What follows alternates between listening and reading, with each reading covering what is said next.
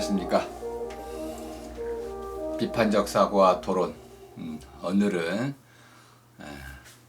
논거 카드 만들기 그리고 토론 개요서 쓰기 두 가지의 주제를 짧게 설명드리도록 하겠습니다. 토론을 진행할 때 우리가 보통 토론은 준비의 싸움이다 이렇게도 많이 이야기를 합니다. 말을 잘한다고 해서 토론을 잘하는 것은 지난 시대의 토론 개념이라고 보시면 되겠습니다. 오늘날에는 사람들을 설득하기 위해서 합리적인 근거들, 이 논거라고 할 수 있는 따짐의 뒷받침 근거들, 이것들이 아주 일목요연하게 체계적으로 제시가 되어야 할 뿐만 아니라 무엇보다 상대 팀이 제시하는 그 논거보다 더 설득력이 있는, 그리고 그들의 논거를 무너뜨리거나 또는 새로운 아주 이제 청중들에게 감탄을 자아낼 만한 그러한 뒷받침 근거들을 제시할 때 분명 좋은 토론을 하게 될 것입니다.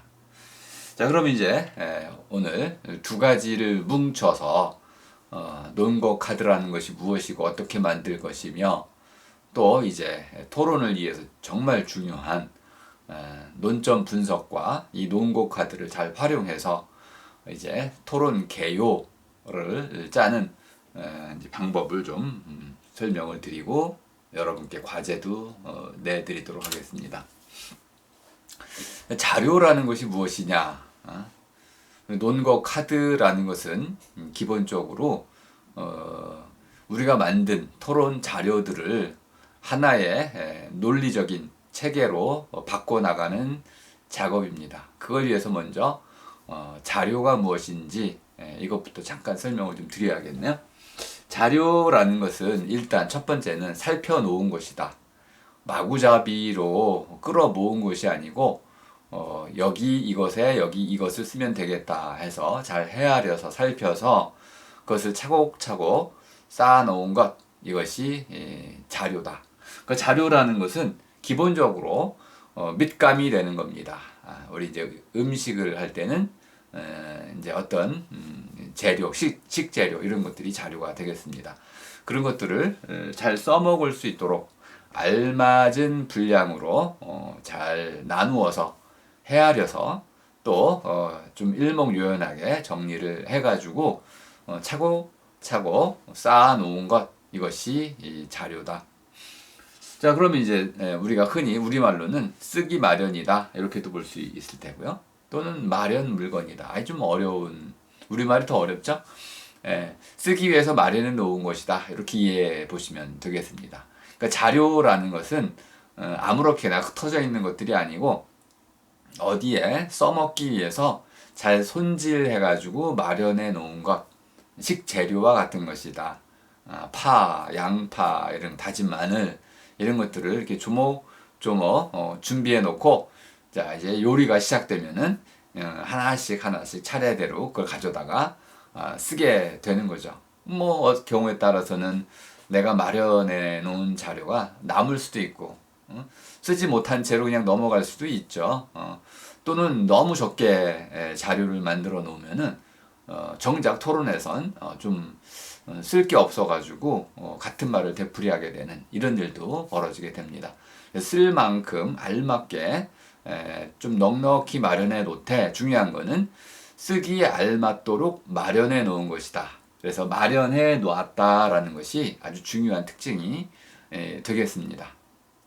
자, 그런데 자료를 만들기 위해서는 몇 가지의 이런 이제 자료를 선택하고 찾고 정리하는 이런 과정이 좀 거쳐야 됩니다.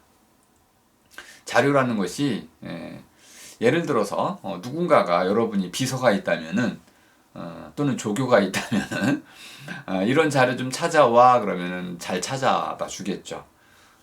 물론 이렇게 비서와 조교의 도움을 받는다면 아주 뭐 좋은 토론을 하실 수 있을 겁니다. 근데 대개는 그걸 스스로 마련해야 되겠죠.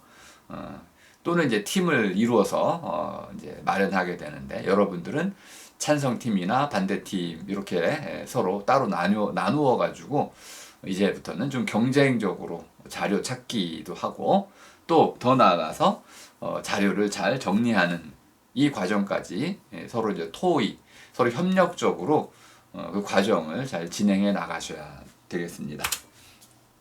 자, 가장 먼저 자료를 선택하는 것, 자료를 골라내는 방법을 좀 설명을 드리겠습니다.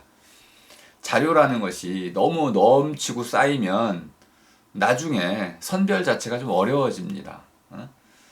또 쓸데없는 자료를 너무 많이 쌓아놓으면은 그걸 정리하는 시간이 또 많이 들어가고 그래서 찾을 때부터 좀 전략적으로 그러니까 필요한 것들을 먼저 목록화해서 내가 지금 이제 토론하고자 하는 우리 서로 따져야 할 이 토론의 논제라는 것이 있습니다.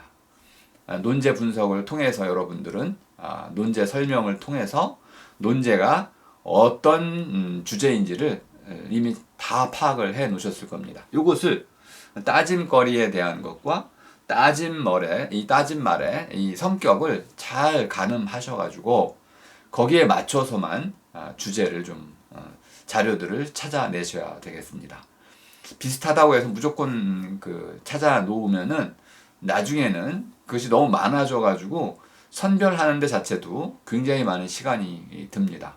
비경제적이니까 아예 처음부터 자료를 선택할 때부터 논제에 맞는 것 중심으로 이렇게 잘 선별해서 그렇게 해가지고 자료를 선택해 나가야 된다. 그리고 또 하나는 처음부터 여러분 이렇게 하셔야 됩니다. 여러분이 찬성팀, 반대팀이니까 찬성팀을 중심으로 설명을 하겠습니다. 찬성팀에 속한 분은 먼저 찬성팀의 주장에, 입장에 맞는 자료들을 먼저 검색해 나가셔야 됩니다. 그런 다음에 반대팀의 논제에 맞는, 반대팀의 입장에 맞는, 주장에 맞는 그런 것들도 그 더불어 찾아 나가는데 주는 찬성팀의 입장에 맞는 그 논제에 해당하는 이런 자료들을 먼저 골라내고 아울러서 반대팀의 입장과 그들의 이제 주장을 뒷받침할 수 있는 것들도 함께 이렇게 찾아가면 되겠다. 자, 이제 그 자료를 선택하기 위한 5가지의 물음, 이건 뭐 인위적인 겁니다. 가장 먼저 여러분이 자료를 찾을 때 골라내야 할 자료가 어떤 거냐면 여러분이 선택한 논제, 이 따진 말에 어떤 중요한 개념이 들어갔습니다. 이번에 여러분들이 선택한 거 보니까 상당히 아주 훌륭한 논제들이었습니다. 기본소득제라는 것을 이제 선택한 모둠의 경우에 그럼 기본소득제라는 게 뭐냐? 이거에 대한 정확한 정의가 필요하겠죠. 근데 이 정의가 사람마다, 학자마다 또는 나라마다 좀 다를 수가 있어요. 또 한국의 경우에 이 입법 과정에서 이거 정의가 되는데 이 입법 과정의 정의하고 학문적 정의가 좀 다를 수가 있습니다. 여러 종류의 정의들이 이렇게 병렬적으로 나란히 늘어놓을 수가 있으니까 자, 이것들 여러분이 하나씩 찾아가야 됩니다. 찬성팀에게 유리한 정의가 있을 테고요. 반대팀에게 유리한 정의가 있을 겁니다. 그러면 이거 가지고도 다툼이 벌어질 수 있잖아요. 그러니까 찬성팀은 찬성팀에 유리한 정의를 주장할 테고 반대팀은 또 반대로 반대팀에게 유리한 정의를 가져올 수가 있습니다. 그럼 이 정의를 둘러싼 싸움이 벌어질 수 있겠죠. 이거 쟁점이 되겠네요. 기본소득제에 대한 정확한 이해가 됐느냐? 이것이 바로 첫 번째 여러분 찾으셔야 할 자료군요. 여러분이 전문가가 아닌 이상은 그 자료들을 열심히 찾아서 좀 믿을 만한 그리고 좀 탄탄한 이러한 정의를 가져오시는 것이 아주 유리할 것입니다. 두 번째는 어떤 문제가 발생한 거잖아요. 기본소득제 하면은 크게 2가지 문제를 가지고 논의해 볼 수가 있을 겁니다. 첫 번째는 4차 산업혁명 시대가 도래했다. 인공 자동화 그리고 이제 실업의 어떤 전반적인 이제 확장 이런 것들이 문제가 되겠죠, 그죠? 그러면 이렇게 실업자가 양산되는 이런 구조로 간다면은 사람들이 일을 이제 하지 못하니까 결국 소득이 줄거나 없어지겠죠. 이것을 복지 제도로 갈 것이냐, 아니면은 복지하고는 좀 구분되는 보편적인 차원에서 모두에게 기본 소득을 보장해주는 이런 제도를 새로이 도입하는 게 더 효과적이냐, 이걸 두고 이제 우리가 토론한다고 했을 때, 자, 중요한 거는 현재 이 문제 원인이 개인의 문제냐 아니면 우리 모두의 문제냐, 그리고 이것이 시급한 문제냐, 이런 것들을 먼저 그 원인을 분석을 해야겠습니다. 기본소득제의 도입이 요구되는, 필요해지는 그 원인이 어디에 있는 것이냐. 한 개인에 있다면 그것을 굳이 토론할 필요는 없을 겁니다. 또는 토론의 단위를 좀 줄여야겠죠. 하지만 우리 모두에게로 확장될 수 있는 그런 주제라고 한다면은 아마 우리 모두가 함께 토론해야겠죠. 자, 이렇게 원인이 우리 모두에게 있다고 한다면은 우리 모두가 함께 토론해야 될 것입니다. 그럼 원인 분석이 굉장히 중요하군요. 그래서 우리가 지금 토론해야 할 그 문제의 원인이 어디에 있는지를 진단하는 정확한 진단, 이것이 바로 또 두 번째 여러분들이 찾아야 할 아주 핵심적인 자료가 되겠습니다.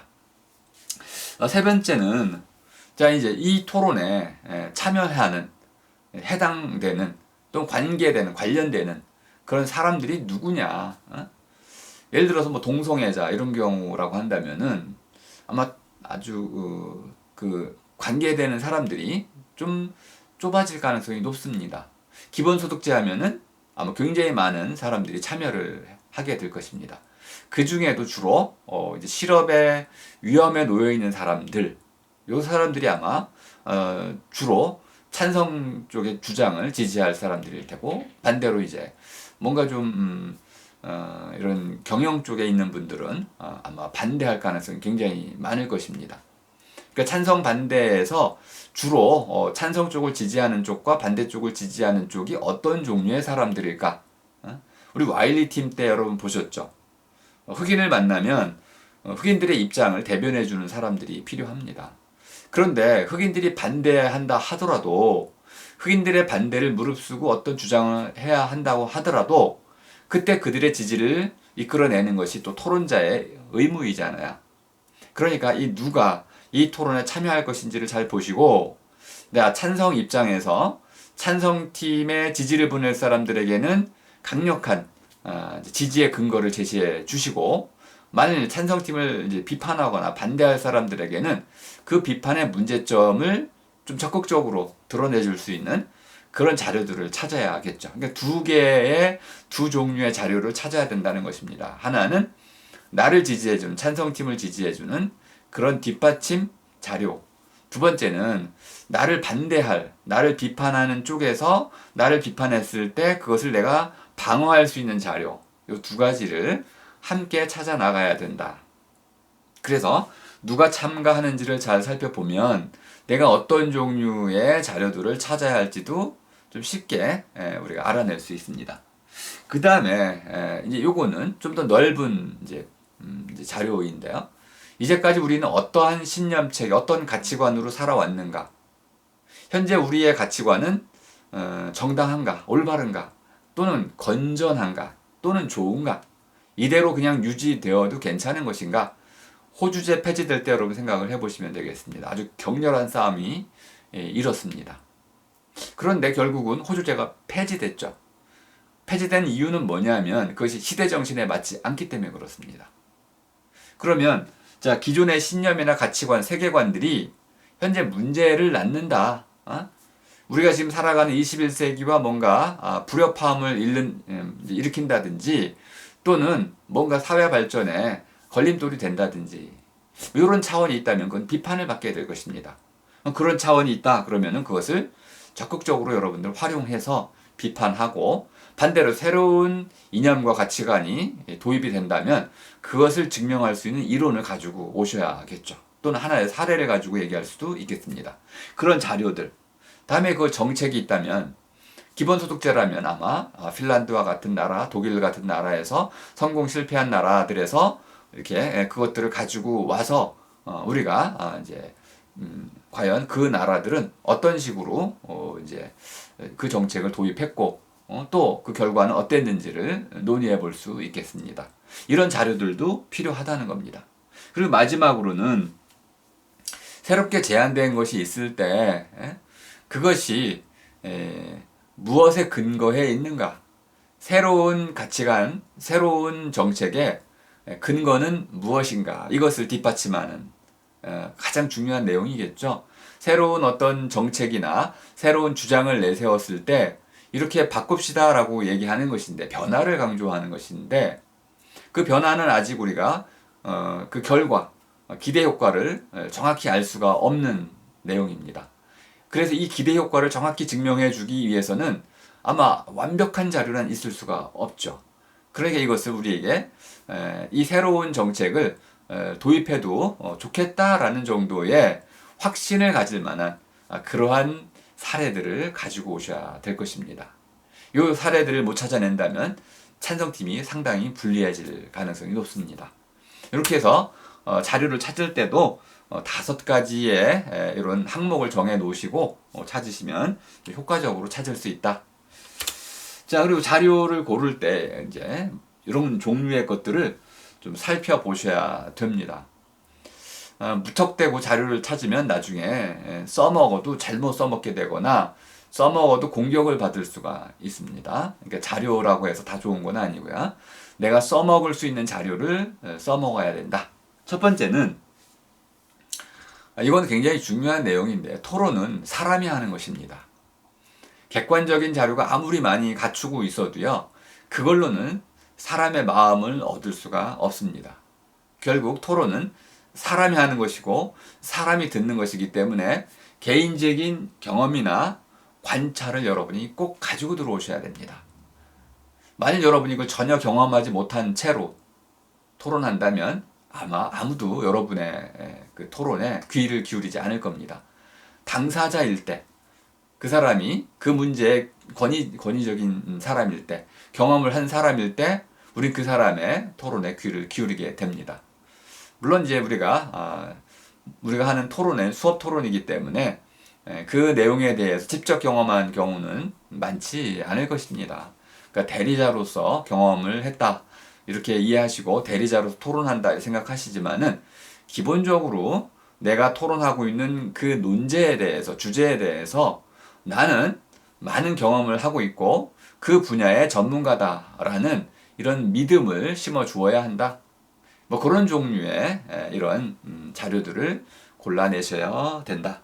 두 번째는 내가 그렇게 권위 있는 사람은 아닐지라도 권위 있는 증언을 가져와야 되는데, 예를 들어서 편파적인 경우는 증언을 한다고 하더라도, 그 자료를 가져온다 하더라도 오히려 역공을 받겠죠.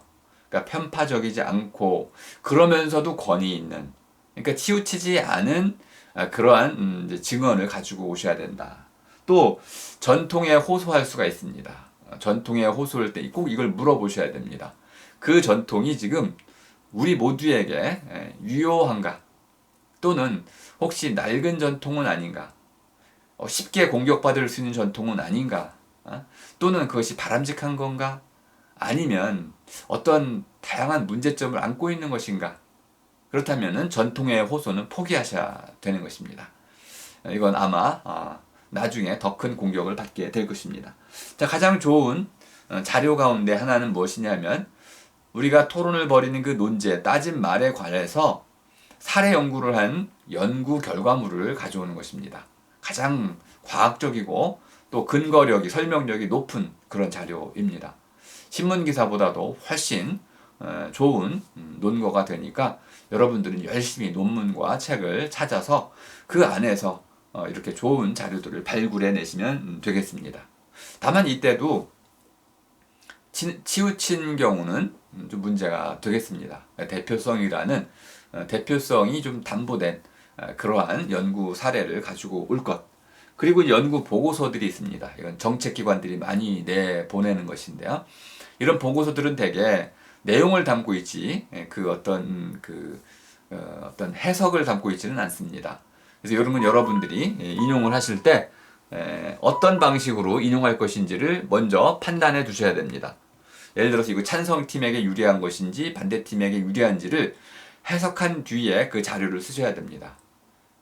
연구 보고서들은 대개 객관적이고 중립적이기 때문에 자칫 잘못 쓰면 같은 보고서로 상대팀에게 심한 공격을 받을 수가 있습니다. 연구 보고서의 경우에는 해석의 관점을 여러분이 정확히 정한 뒤에 찬성팀이면 찬성팀에게 유리한 연구 보고서인지를 검토하신 뒤에 쓰셔야 된다.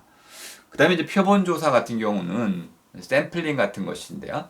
표본조사 같은 경우는 이렇게도 볼 수 있고 저렇게도 볼 수 있는 해석의 다양성이 열려있는 그런 것들이기 때문에 찬성팀도 쓸 수 있지만 반대팀도 쓸 수 있다. 어느 한쪽에 절대적으로 유리하지는 않다. 이렇게 보시고 이것도 마찬가지로 반드시 해석을 하셔서 찬성팀에게 또는 반대팀에게 유리한지를 검토하셔야 됩니다. 통계치도 마찬가지입니다. 통계치는 여러 가지 방식이 있지만 가장 중요한 것은 단순한 산술 통계치인지 아니면 중간치인지 아니면 최빈치인지 이런 것들을 명민하게 아주 면밀하게 검토를 하셔야 됩니다. 이 통계치의 의미는 그때그때마다 달라질 수가 있습니다. 자료 분석이라는 것이 굉장히 중요한 것인데요. 통계치를 여러분이 제시할 때는 그것이 중간치를 보도하는 것 이제 가지고 이제 주장하는 것인지 아니면 평균치인지 이런 것들을 좀 정확히 좀 가려서 이 자료를 쓰시면 되겠습니다. 그리고 유비추론이라는 것은 이제 비슷한 것을 가지고 비슷하게 말하는 것인데요. 이런 경우에 여러분들은 상대팀도 이제 똑같은 방식으로 우리를 공격할 수 있을 것이다 라는 것을 염두에 두시고 이렇게 비유적으로 말할 때는 청중을 위해서 말하는 것인 이상 청중이 알아듣기 쉽도록 좋은 비유를 발굴해서 이제 써야 된다. 이렇게 말씀을 드리겠습니다. 자, 1부는 이렇게 마치겠습니다.